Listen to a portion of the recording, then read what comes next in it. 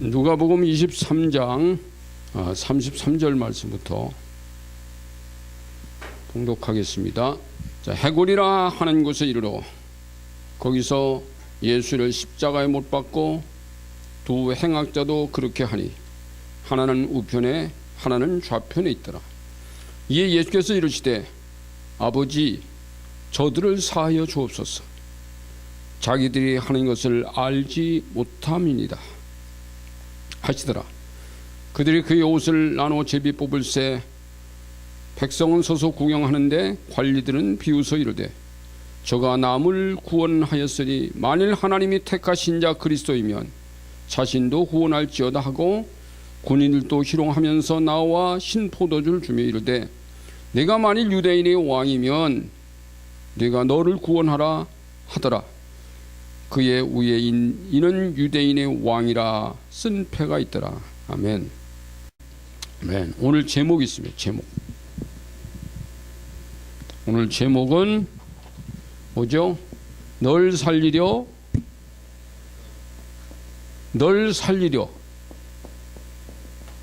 나 죽었다.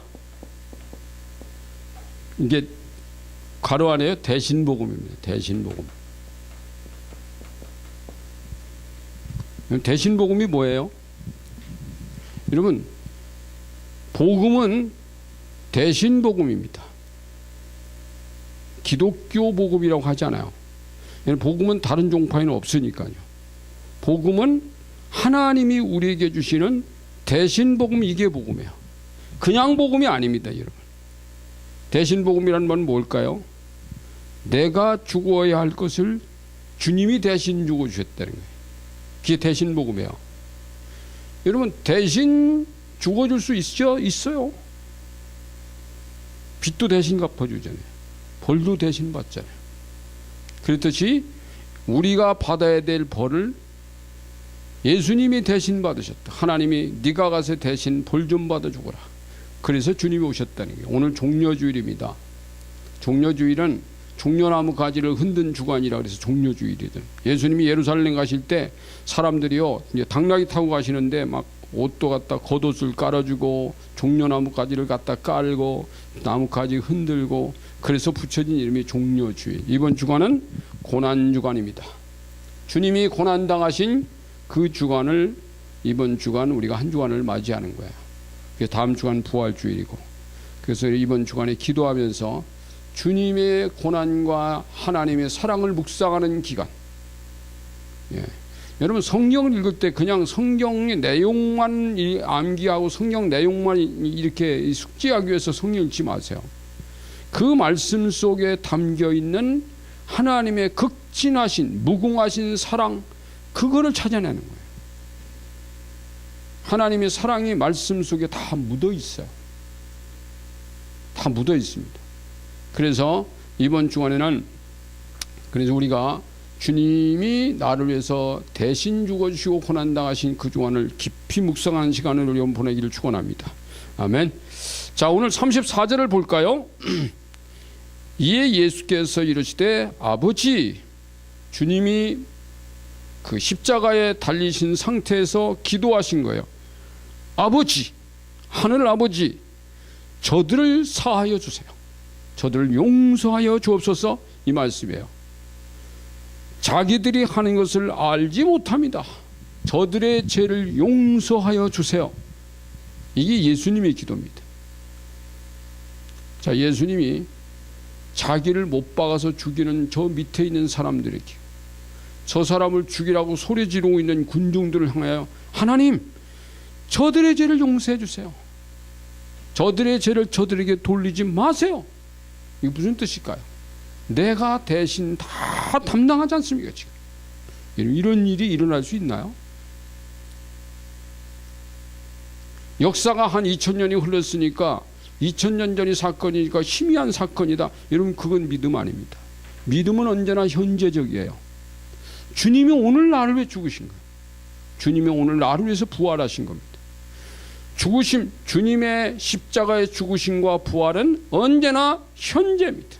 과거도 미래도 아니에요. 현재형이라니까요. 현재형.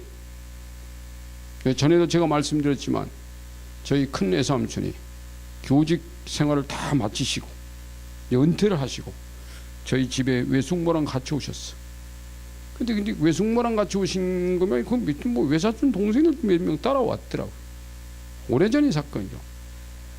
근데 제 마음속에 오늘 외삼촌이 오시면 그분이 교회 권사님이세요.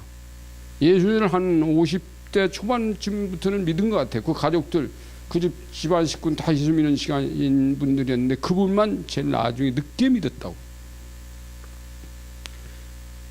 근데 내 마음속에 오늘 그분이 오시면 이번 정말 하나님의 자녀가 된다. 이 복음이 들어있나? 이 대신복음, 이 하나님의 은혜가 들어있나? 구원을 받았나? 이 점검하고 싶은 감동이 오더라고. 교수님 오셨는데 차 마시면서 제가 그걸 물었어요. 저는 생질이고 그분 외삼촌이잖아요. 저 굉장히 어렵게 여기는 그분인데 그분을 향해서 제가 물은 거예요. 그랬는데 이분이 예수님의 십자가 부활 사건이 역사적인 사건이라고 하는 걸 인정을 해요. 근데 그것이 나하고는 아무 상관이 없다. 역사 속에서 하나님의 아들 예수 그리스도가 분명히 역사적인 인물이고 그리고 부활도 분명히 역사적인 사실이다. 그런데 그것을 내가 인지하고 인정을 하지만 그것이 내 사건이고 나와 상관이 있다고는 나 여기지 않았다. 그러면 지금까지 신앙생활 하신 게 뭐고 교회에서 이제 그 감리교회였으니까 속장 하시면서 이렇게 가르쳤어요. 말씀 금요일마다요. 잘 가르친다고 소문났어요. 물론 선생님 출신이니까 잘 가르치겠지. 그런데 제가 볼 땐 그게 중요한 게 아니에요. 성경을 잘 가르치는 이게 중요한 게 아니라니까. 그분이 예수님을 만났느냐 이게 중요한 거예요. 복음이 있느냐 이게 중요해요. 구원 받았느냐 이게 중요한 거예요. 어제도 제가 저기 그 분당까지 왔어요. 전철 타고 와가지고 누워있는 환자에게 구원전과 뭐 복음 전한 일이 있었습니다. 이게 제일 중요한 건 뭐냐면 그 사람이 구원 받았나, 저 사람이 정말 복음이 이 안에 있나, 예수님이 이 안에 계신가, 이게 중요하잖아요. 근데 안 계세요 그분이. 그래서 다시 제가 성경을 펴들고 한 30분 동안 말씀을 전했습니다. 이 예수님이 십자가의 죽으심과 나와 그분의 삶과 나와 아무 상관이 없다면 구원도 아니고 외삼촌 하나님 자녀 아닙니다. 깜짝 놀랍니다. 이게 내 사건으로 받아야 된다고. 내 사건으로 받아들이려면 어찌해야 되는가. 성경 구절을 몇 구절 찾으면서 한 30분간 복음을 전했는데 거기서 그분이 무릎을 치면서 야, 내가 오늘 주님 앞에 예수 영접하게 됐다. 이게 내 사건이고 이게 내 구원이고 이게 내 부활이라는 걸 왜 나한테 이걸 안 가르쳐줘? 내가 왜 이걸 몰랐지? 오늘 여기서 예수님 영접한다고. 그래서 생지를 만나는 바람에 그분이 구원받았어요. 근데 이 사람 이게 굉장히 제일 중요한 사건이에요 사실은. 그래서 여러분 이 오늘 주님께서 그 이 밑에 있는 사람들에게 아버지 저들 용서해 주세요. 용서해 달라고 하는 이 기도, 여러분 이 기도가요 가장 큰 능력입니다. 만약에 하나님께서 예수 그리스도가 저들을 용서하지 않는다면 이 땅에 어떤 사람도 구원받을 길이 없어요.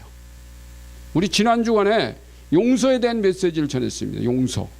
용서는 뭐라 그랬죠? 능력 중에서 가장 큰 능력은 용서하는 능력이다. 우리가 뭐 병도 고치고 귀신도 쫓아내고 그거는 용서에 비하면 아무것도 안 해요. 용서하는 능력. 그래서 하나님의 용서, 그리스도의 용서, 이게 가장 큰 용서입니다. 이게 없었다면 우리가 주님의 자녀 될 수 있는 길이 없어요. 아멘. 그래서 여러분 한 사람의 용서가 아닌 예수님이 지금 이 십자가 위에서 지금 말이지 저들의 죄를 사해달라고 기도하는 저 기도는 뭐냐면 저기 있는 저 사람들 죄만 용서하십시오 이 얘기가 아니야.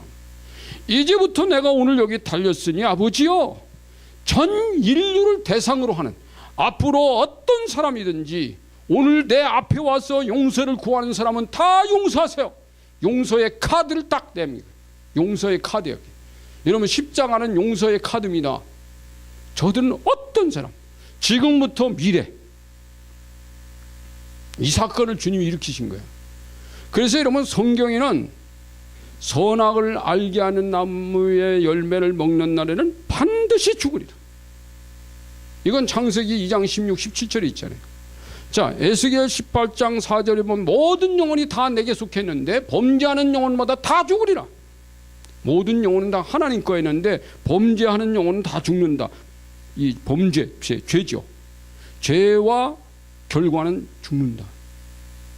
자, 로마서 6장 23절에는 죄의 삭은 사망이요. 이 삭은 값이에요. 죄의 삭은 사망이요. 여기에 이론이 없어요. 죄를 범한 사람의 죄값은 사망이다. 근데 하나님이 그 뒤에다가 단서를 붙이셨어요. 뭐라고 하는지 아세요? 그렇지만 하나님의 은사는 그리스도 예수 우리 주 안에 있는 영생이니라. 와, 할렐루야. 죄의 삭은 사망인데 그 뒤에 단서를 붙이기는 하나님의 은사는요, 그리스도 예수 우리 주 안에 있는 영생이니라. 죄의 삭은 사망과 영생은 전혀 대도되는 단어입니다. 그러니까 하나님의 품에는 사망도 있지만 영생도 있습니다. 어떻게? 용서하면 되는 거예요. 용서받은 죄인은 죄인이 아니다. 이게 복음입니다. 용서받은 죄인은 죄인이 아니야. 왜? 내가 널 용서했잖아. 내가 언제 너보고 죄를 가져오라 그랬냐? 내가 언제 너에게 무슨 이런 죄를 지었다고 그랬냐? 그래서 여러분, 하나님이 제일 싫어하는 사람이 어떤 사람인 줄 아세요? 너는 용서받았는데 왜 너는 다른 사람 용서하지 않냐? 이 정의감의 잣대가 센 사람, 정의감의 잣대를, 아주 견고한 정의감의 잣대를 붙들고 다니는 사람이 있어요. 나는 정의로운데 너는 왜 그 모양이냐? 이러면서 남들을 정의감의 잣대로 재는 사람을 하나님이 가장 싫어하신다 그랬어요. 왜요? 네가 그렇게 정의로워. 너도 내게 용서받은 거야. 너의 의가 내가 용서받은 의지, 네 행위로 받은 의는 아니야. 용서받은 의예요. 할렐루야. 오늘 그게 이 대신복음 속에 나오는 것입니다. 그래서 여러분, 오늘 제가 하나님의 하나의 시스템을 설명할 거예요. 저는 언제나 그림을 그리니까요. 하나님의 시스템이 있습니다. 여기가 에덴입니다. 에덴 동산이에요. 에덴 동산에서부터 하나님은, 에덴이 하나님의 시작이고 이 끝이 아니에요. 에덴은 시작이에요. 어디가 끝이냐? 쭉 가요. 올라가는 거예요. 올라가. 역사는 올라가는 겁니다. 역사는 이게 평형이 아니에요. 역사는 이렇게 올라가요. 올라가. 등고선이 올라가요. 여기가 천국이에요. 근데 놀랍게 성경은 에덴 동산에 있는 것을 설명하는 그 설명이 요한계시록 21장 22장에 설명하는 천국과 어쩌면 똑같아요. 평화의 동산, 낙원. 에덴 동산이 낙원이었잖아요. 근데 여러분, 하나님의 에덴 동산에다가 인간을 만드셨어요. 요 인간을 만드셨습니다. 자, 하나님은 에덴 동산에서부터 하나님의 일이 시작돼요. 여기서 시작이라 그랬죠, 아까. 끝이 아닙니다. 에덴 동산이 끝이 아닙니다. 근데 놀라운 것은 하나님은 에덴 동산에서 천국을 향해서 가고 있는데 이 중간에 누가 계시냐면 예수 그리스도가 계세요. 예수 그리스도. 이게 예수님 그리스토스의 그 제일 앞자가, 그리스토스의 앞자가 여러분 영어로는 X잖아요. 그리스토스의 약자입니다.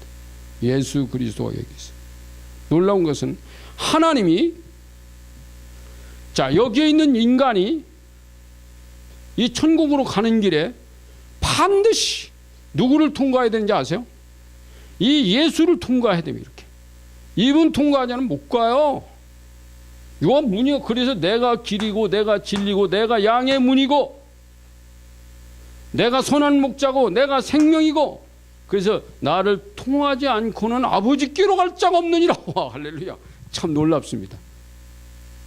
내가 길이고 진리요 생명인데 나를 통하지 않고, 나로 말미암지 않고는, 나로 통하지 않고는 아버지께 못 가. 이게 주님이 요한복음 14장에서 하신 말씀입니다. 그리고 이게 길입니다. 이게 쭉 길로 갑니다. 그리스도. 그러니까 인간은 여기는 그리스도를 향하여 그리스도를 향하여 가는 길입니다. 여기는 그리스도로 인하여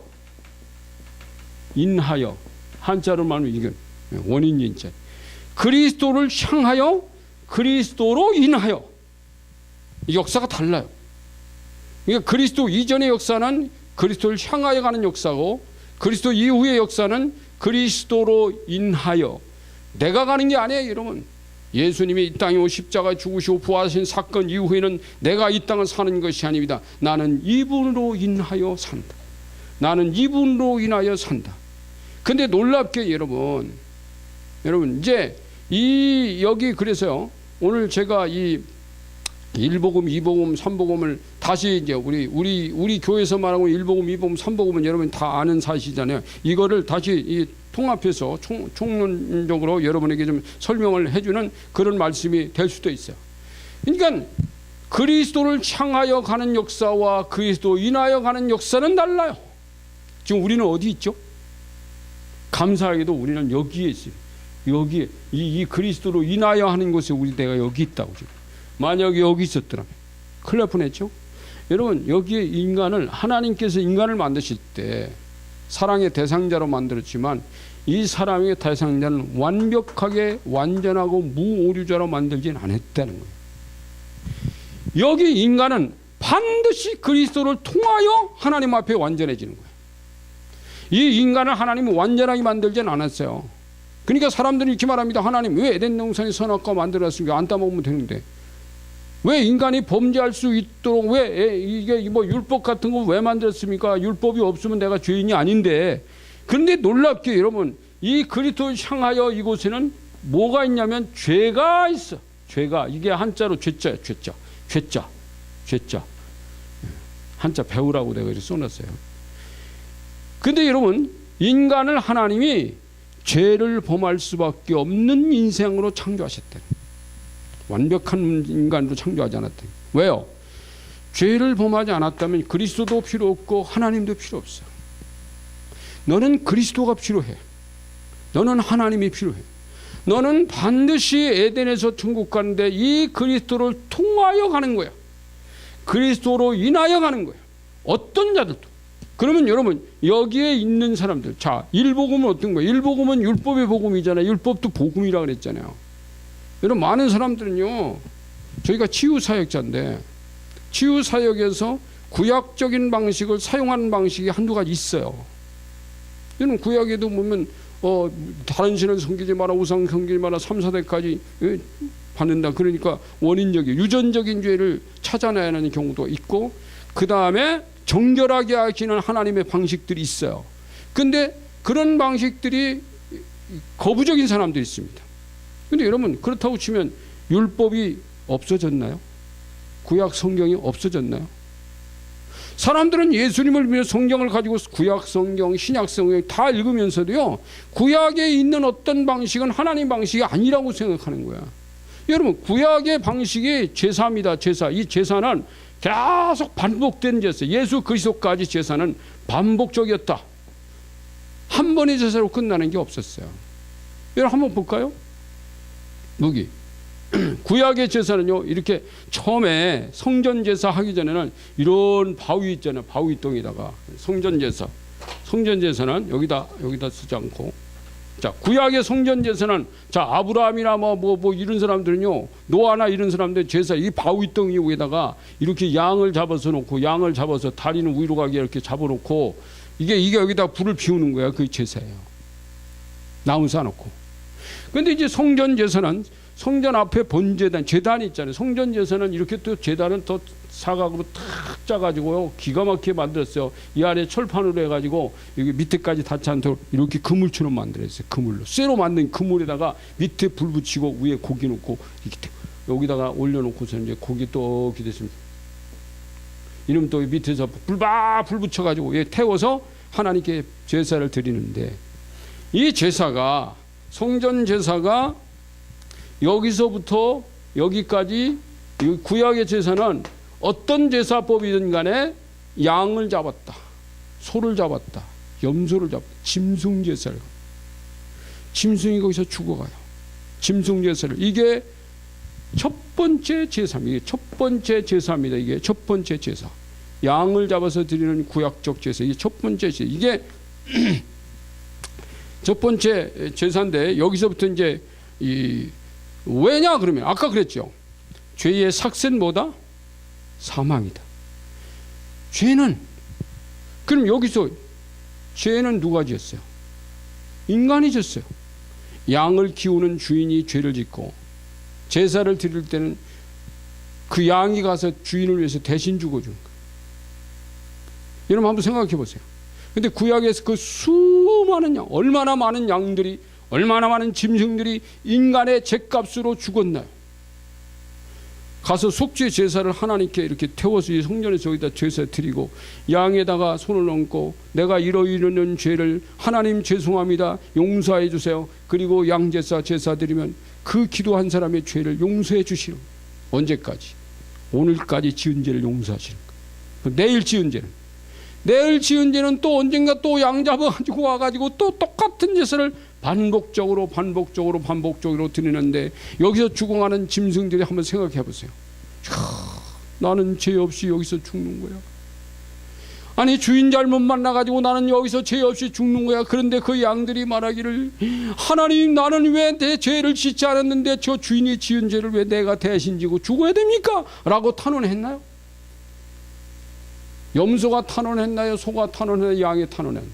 안 했습니다. 묵묵히 죽어왔습니다. 그래서 놀랍게 여러분 예수님이 여기서 죽으실 때 한 마리 어린 양으로 단번에 이따가 이 단번에는 성경 찾을 거예요. 이건 반복적인 제사지만 그리스도는 한 번으로 끝내는 거예요. 그런데 이렇게 제사를 드리는데 짐승들이 피를 흘리는데 한 마리 어린 양 예수 그리스도를 이게 상징하는 것이라고 그랬죠. 그런데 여러분 하나님께서 아까 말했습니다. 자, 에덴에서 인간은 죄를 범했다. 인간은 죄인이야. 여기 죄인이야. 인간은 죄인이에요. 죄인이야. 인간은 죄인인데 너는 여기 예수 그리스도까지는 계속 너희 죄를 용서받으려면 네가 양을 잡아서 반복적으로 드리게 될 거야. 그런데 하나님이 뭐라 했냐면 창세기에서 3장 15절에서요.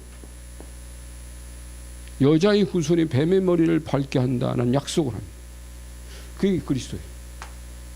이분을 약속해요. 이 에덴 동산에서 여자의 후손이 온다. 그 다음에 선지자들 통해서 계속 하나님이 이 약속 여기 그리스도가 온다. 그리스도가 오신다. 그리스도가 오신다는 것을 계속 반복해서 선포하십니다. 모세도 선포했습니다. 다윗도 선포했습니다. 이사야 선자가 가장 핵심적이에요. 이사야 선자 이사야 7장 14절에는 이 임마누엘이라는 단어가 나옵니다. 처녀가 잉태하여 아기를 낳으리니 임마누엘이라. 그때 여자의 후손이에요. 처녀가 잉태하여 아기를 낳으니 이 예수 그리스도를 말합니다. 그런데 52장 이사야 52장과 53장에 가서는 이분은 정말 이 털 깎이는 양처럼 말이지 너무 순수하고 순진해가지고 여기서 양들이 주인에게 잡혀가지고 양들이 주인에게 잡혀서요 잡혀 죽을 때 양들이요 항복을 못해요. 제가 이 호주에 가서 양털을 깎는 데를 가봤어요. 양털을 깎는 이 양털 목장에 가는데 양털을 깎는 걸 보여주더라고. 근데 이 주인이요 양털 깎는 것이 이 머리 깎는 바리깡처럼 생겼는데 막 이렇게 큰 거야. 그래야 손 이렇게 잡고 한번 몇 번 쭉쭉 한 3번이면 양 한 마리 털을 다 깎아요. 이 부실한 털을. 근데 이 주인이 양의 이 머리를 딱 잡아요. 잡고 이 몸통을 가지고 이게 하면요 이 양도 가만히 있어요. 이 참 자기 몸통을 다 미는데 바리깡으로 푹 다 밀고 가는데 그 양은요 거기서 항변하지 않고 가만히 있어요. 내가 그때 그걸 보면서 아 저게 예수님의 모습이었구나. 순진한 양처럼 털 깎는 자 앞에서 순진한 양처럼 예수님도 순진하게 이게 그리스의 양, 그리스의 양들이 여기서 제사를 드린 겁니다. 근데 양들은 누구를 대신해 죽는 거야? 그 주인을 대신해서 죽는 겁니다. 지금. 주인을 대신해 죽으세요. 근데 여러분 여기서 자 그러면 이 구약의 구원도 죄값은 죽음으로 갚는다. 죄값은 죽음이다. 그런데 그 죽음을 짐승이 대신해서 갚는다. 이게 구약의 방법이었죠. 죽음이 없는 구원은 없다.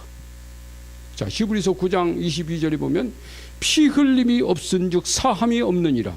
누군가가 피를 흘리지 않으면 용서받을 길은 없어. 양의 피를 흘리든 소가 피를 흘리든 염소가 피를 흘리든 그것은 과거의 죄를 다 없지 않은 그 피 흘림에 있어서는 구약의 제사법이었습니다. 짐승의 죄가 아니잖아요. 인간의 죄잖아요. 근데 심지어 신명기 21장에 보니까요, 놀라운 사건이 있어요. 자, 어떤 동네에서 갑자기 시체가 발견된 거야. 죽은 시체가. 근데 누가 죽였는데 몰라요. 하나님은 아세요.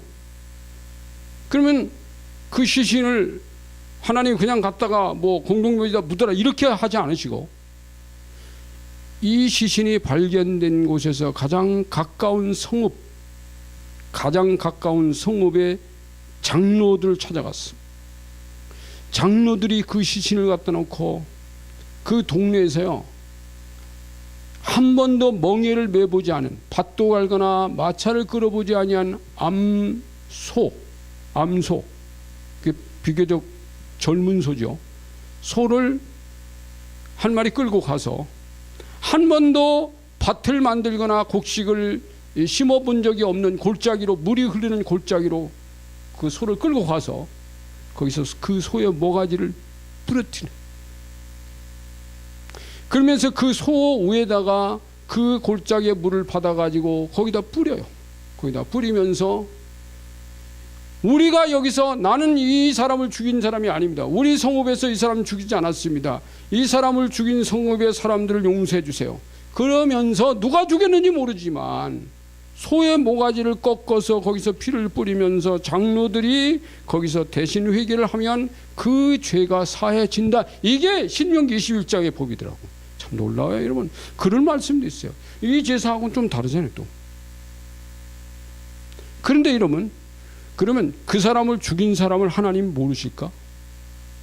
누가 죽여서 시신을 거기다 갖다 버리는지 하나님 모르실까? 인간은 모르지만 하나님은 아세요. 그런데 하나님은 그 사람을 하나님이 직접 찾아가지고 그 사람의 모가지를 부러뜨리는 게 아니라, 하나님은 아세요. 누가 죽였는지 아시는데, 하나님은 죽인 사람, 시신을 갖다가 죽여서 버린 사람, 그 사람의 죄까지도 송아지의 목을 부러뜨려가지고 송아지 위에다 물을 뿌리면서 다른 장로들이 대신 회개할 때 그 사람의 죄를 용서한다. 이게 하나님 방식이더라고요. 그러니까 여러분이 구약에도요, 대신 회개, 대신 제사, 그리고 대신 그 은혜를 받아서 구원된다.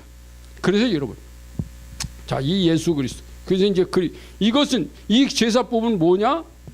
예수 그리스도가 인간의 죄를 대신 지고 죽으신다는 이 역사, 인류 역사의 중심에 예수님이 계시잖아요. 여러분 여기는, 그러니까 이 예수 그리스도는 인류 구원의 중심입니다. 하나님 사랑의 중심. 여러분, 하나님이 인간을 사랑하시는 최고 극치는 십자가, 주님이 독생자를 주신 거라고 했죠. 하나님 용서의 카드, 이게 이 그리스도. 예수님은 인류 구원의 중심, 이분밖에 없어요. 이분이 아니면 안 돼요. 하나님의 용서도 이분 아니면 안 돼요. 이분의 이름으로 하나님께 회개해야 돼. 이분의 이름으로. 여기까지는. 자, 여기까지는 짐승이 죽어서 제사를 드리고, 여기까지는 짐승이 죽어서 너희 죄를 속한다. 그런데 하나님께서는 여기서 이제 끝. 스톱. 여기까지 반복적인 제사법은 여기서 스톱, 끝난다. 단 한 번으로 제사는 이제 끝낸다. 이게 예수 그리스도를 이 땅에 보내신 사건이고, 그분이 여기 와서 십자가에 달리신 사건이라 그 말이에요. 그래서 제2복음에 가면은 예수님이 여기서 십자가에 달리시잖아요. 십자가에 달리셔가지고 팔, 다리 다 못 박히고 가시 면류관 막 쭉쭉쭉 쓰시고, 그리고 여기 달리셨습니다.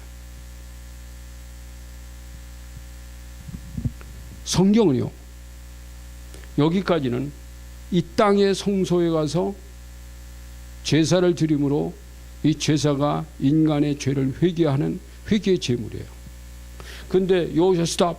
여기서부터는 땅의 성전은 끝났다. 하늘의 성소로 들어간다. 자, 오늘 성경을 우리가 찾아보겠습니다. 히브리서로 갑니다. 히브리서 9장. 저 뒤로 가보세요. 신약 성경 히브리서로 갑니다. 360페이지 쪽으로 가세요. 9장에 자 361쪽입니다. 거기 1절에 보면 이런 말씀이에요. 첫 언약에도 이건 구약을 말하는 거예요. 섬기는 예법과 세상에 속한 성소가 있더라. 자, 이 말은 뭐죠? 여기까지는 땅에 속한 성소가 있었어요. 자, 그런데 예비한 첫 장막 2절 그 안에 등잔과 상과 진설병이 있으니 이는 성소라 일컫고 그 둘째 휘장 뒤에는 있는 장막을 지성소라 일컫나니 쭉 있죠. 또 5절 그 위에 속죄소를 덮는 영광의 그룹들이 있으니 이것들에 관하여는 이제 낱낱이 말할 수 없노라. 이 모든 것을 이같이 예비하였으니 제사장들이 항상 첫 장막에 들어가 섬기는 예식을 행하고 오직 둘째 장막은 대제사장이 홀로 1년에 한 번 들어가 자기와 자기 백성의 허물을 위하여 드리는 피 없이는 아니하나니 성령이 이로써 보이신 것은 첫 장막이 서 있을 동안에는 성소에 들어가는 길이 아직 나타나지 아니한 것이라.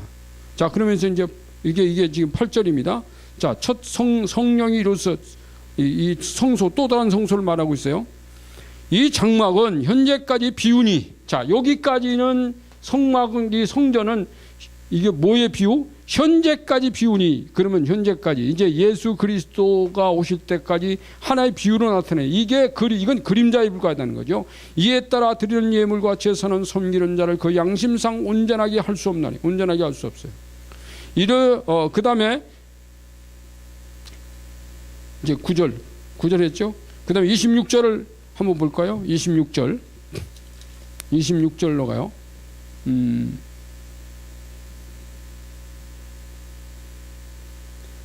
그리하면 그가 세상을 창조한 때부터 자주 고난을 받았어야 할 것이로되 제가 자기를 단번에 제물로 드려 죄를 없이 하려고 세상 끝에 나타나셨느니라. 와. 24절에 보면 그리스도께서 참것의 그림자인 손으로 만든 성소에 들어가지 아니하시고 바로 그 하늘에 들어가서 하늘의 성소가 있어요.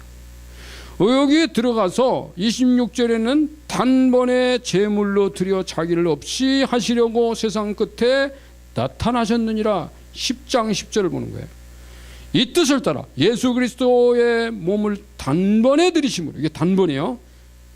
말미암아 우리가 거룩함을 입었노라. 12절에도 오직 그리스도는 죄를 위하여 한 영원한 제사를 드리시고 하나님 우편에 앉으사 영원한 제사를 드렸어요. 14절 그가 거룩하게 된 자들을 한 번의 제사로 이게 단번이요 영원히 온전하게 하셨느니라. 와, 그러니까 여러분 여기에 제사는 한 번의 제사로서는 절대 온전해지지 않아요. 반복적인 제사를 계속 드려서 그 온전하지 않으니까 단번의 제사로 온전하게 하는 것이 예수님이 십자가의 제사로 단번에 온전하게 하셨다. 이게 지금 10장 14절의 말씀입니다. 그러니까 여러분 과거의 제사는 수많은 제사가 반복적으로 달려왔습니다. 이건 온전한 제사가 아니에요. 자, 여기까지 반복적으로 온전한 불완전한 제사는 여기서 끝내고 여기서 끝이고 이제부터 완전한 제사를 드릴 건데 그것이 하늘의 성소로 들어가서 예수님이 자기의 피로 자기의 생명으로 하나님께 제사를 드림으로 그것으로 구약의 제사법은 끝내고 신약으로 들어왔다. 구약의 제사도 죗값으로 짐승이 죽었잖아요. 근데 여기서 누가 죽습니까? 짐승이 죽는 게 아니야. 하나님의 아들 예수님이 죽으세요. 왜죠? 여러분 짐승은 그 죽이는 사람 한 사람의 죄를 용서해요. 근데 예수님은 과거, 현재, 미래 모든 사람의 모든 죄를 담당할 만큼 모든 사람보다 크신 분이에요.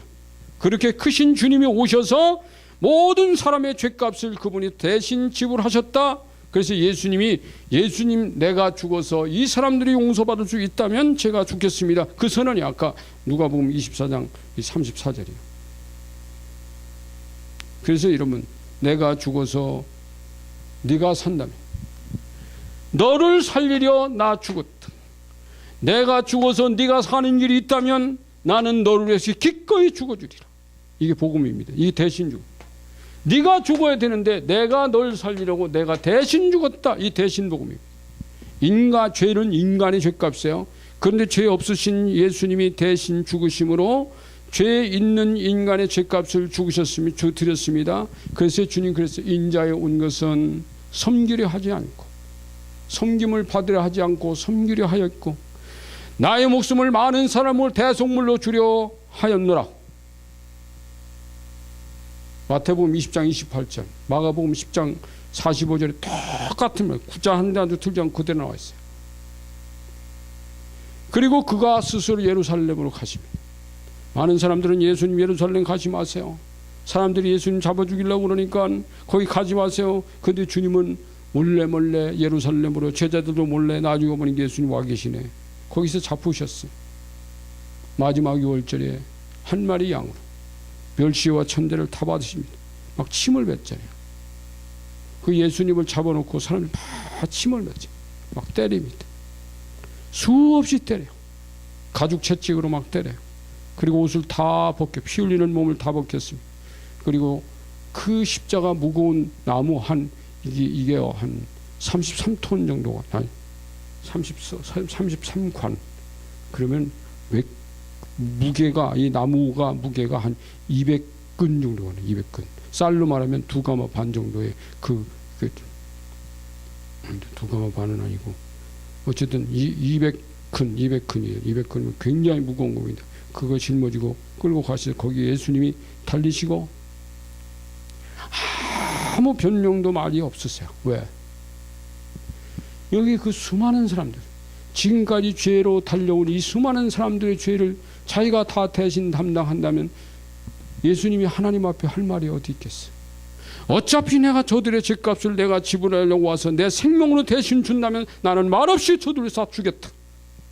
이게 주님이세요. 나를 찾아 머나먼 하늘에서 이 땅 오신 하나님 감사해요. 죄 없으신 몸으로 내 생명을 구원하신 그 사랑 감사해요. 더럽혀진 이 몸을 주보혈로 씻어주신 하나님 감사해요. 갚을 수도 없는데 아낌없이 다 주시는 그 사랑 감사해요. 아멘. 하늘 영광 버리고 이 땅에 오셨어. 난 그 찬양 부를 때면 그렇게 좋아요. 하늘 영광 버리고 이 땅 위에 십자가를 지시고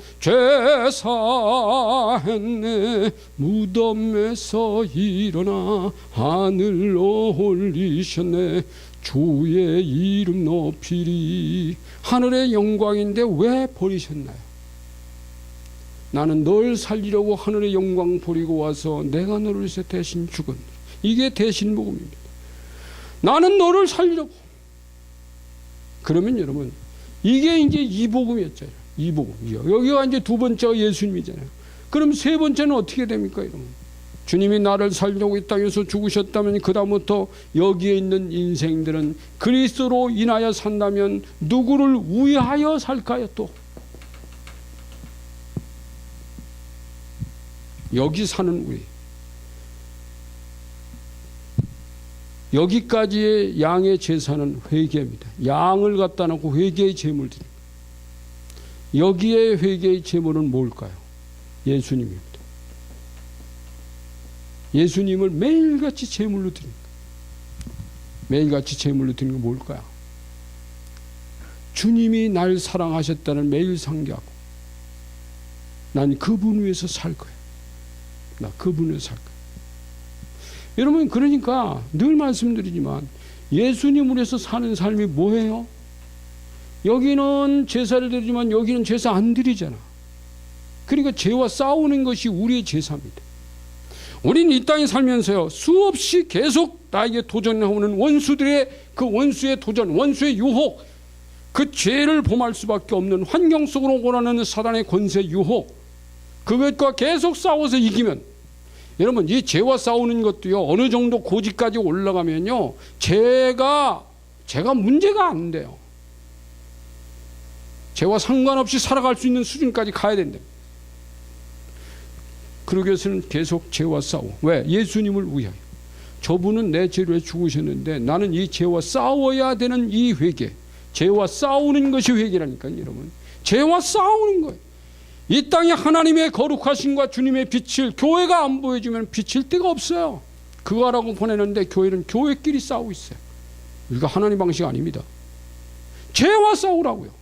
왜 교회 안에서 성도들끼리 싸우고, 가정에서 가족끼리 싸우고, 왜 인간과 인간끼리 싸워요? 하나님은 혈과 육의 싸움이 아니다. 너는 악의 세력, 세상 권세자, 어둠의 세상 주관자, 저거 싸워. 죄와 싸우라고. 걔가 왜? 너를 죄 가운데만.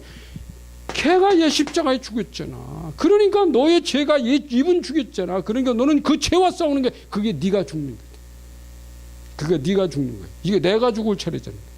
이게 세 번째 주님의 복음입니다. 아멘. 그러려면 많이 용서하고 사랑하고 살아야 돼. 여러분, 용서와 사랑 없이는 죄 못 이깁니다. 미워하는 건 죄 자체가 죄니까. 그래서 오늘 이번 주간 내내 하나님 앞에 혹시 내가 아직도 용서 덜 된 사람 있으면 용서한다고, 하나님 앞에 내가 먼저 미워한 거 회개하고 용서한다고 용서하시고, 주님 사랑이 뭔지를 다시 한 번 더 확인하면서, 나는 그분으로 인하여 살았는데 나는 이제 그분을 위하여 산다. 그분은 나를 인하여, 나는 그분으로 인하여 살았지만 나는 이제 그분으로 위하여 살아갈 것이다. 아멘. 이 고백을 이번 주간에 여러분 하시면서 같이 사시기를 바랍니다. 기도하겠습니다. 기도하실까요?